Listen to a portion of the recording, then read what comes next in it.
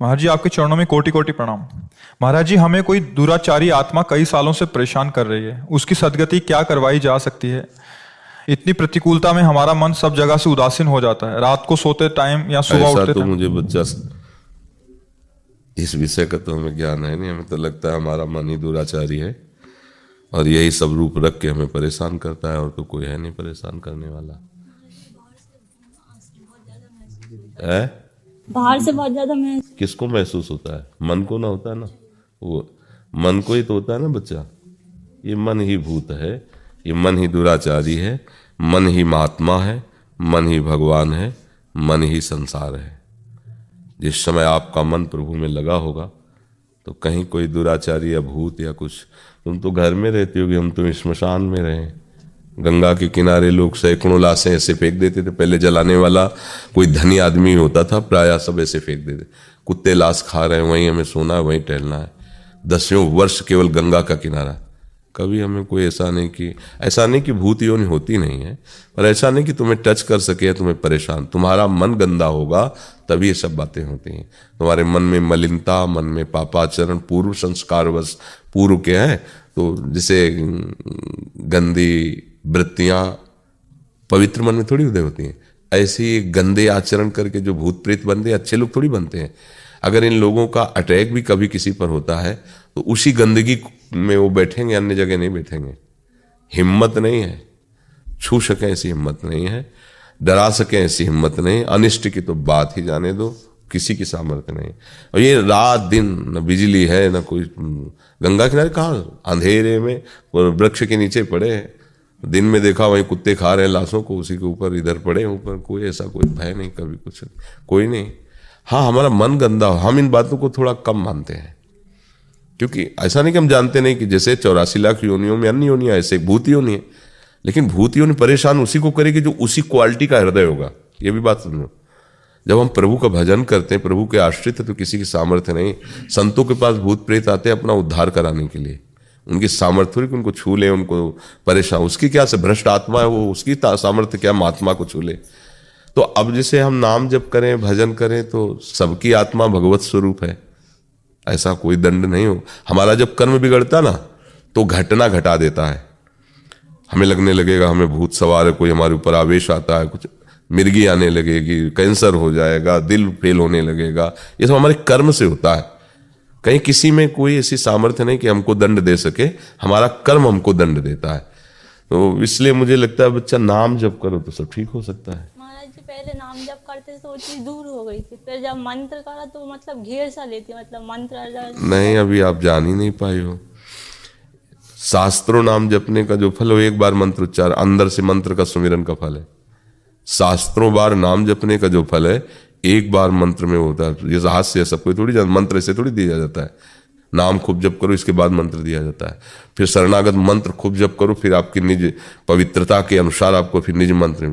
तो ये बात तो बच्चा बिल्कुल हमें नहीं जमी कि तुम नाम जप करती हो तो विकार नष्ट हो जाता है, और मंत्र जप करती हो तो वो घेर लेता है, ऐसा नहीं।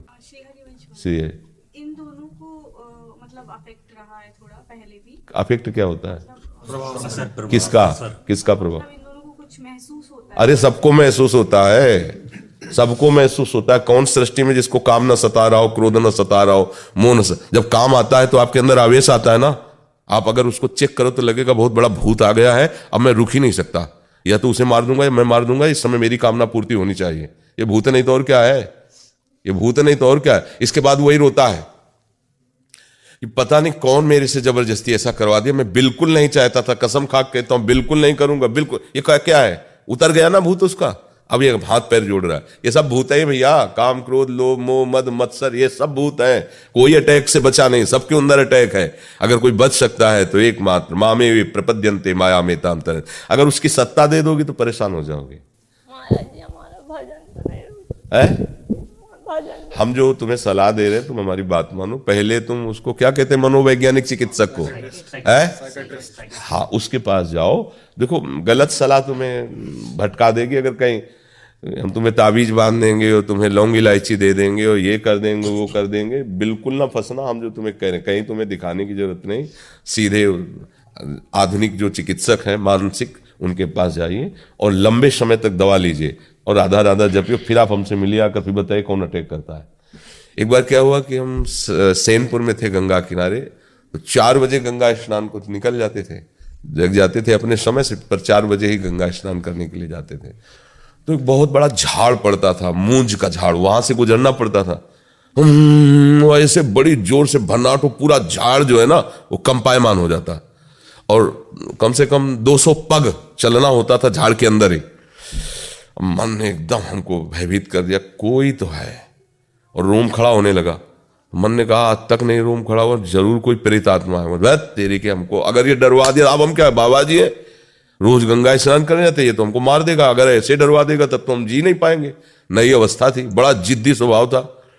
गंगा स्नान करने गए, फिर लौट के आए। जब दूसरे दिन फिर बनने से हम वहीं खड़े हो गए। हम कहा तब गंगा स्नान करेंगे जब प्रकाश हो जाएगा, हम ये जान लेंगे कौन है क्या है। खड़े रहे। सन्निकी दिमाग होता है साधुओं का। राजा जोगी अगिन जल, इनके उल्टी रीत, परशुराम इनसे बच के रहिए, इनसे करिए थोड़ी प्रीति।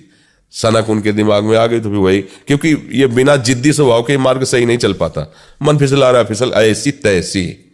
ये ऐसे तो सूरवीरों का होता है, न भूख न सर्दी न गर्मी न बरसात, हर कष्ट से, तब वो उसको कहा जाता महात्मा।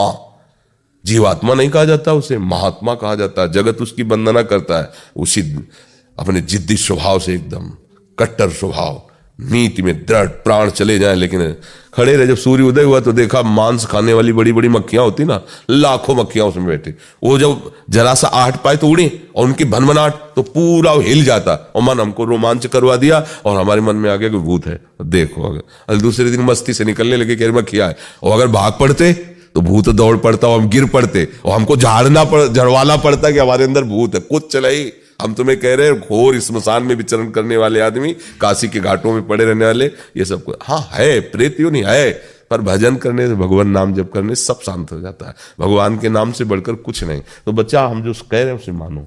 आप पहले किसी वही जो बताए सेक्रेटरी, क्या हाँ, हम तो अंग्रेजी हम पढ़े लेला, मनोचिकित्सक से आप उससे मिलिए और दवा लीजिए और नाम जप कीजिए, फिर आप बताना आकर, ठीक है ना। हाँ, कोई भूत प्रेत नहीं, भगवान सर्वत्र है। मत्ता परतरम नान्यत किंचित् अस्ति धनंजय, हे धनंजय मेरे सिवा कोई नहीं है। जब हमारे गलत कर्म हो जाते हैं तो हमको गलत सब दिखाई देने लगता है, और जब हम सही चलते हैं तो सब जगह भगवान नजर आने लगते हैं।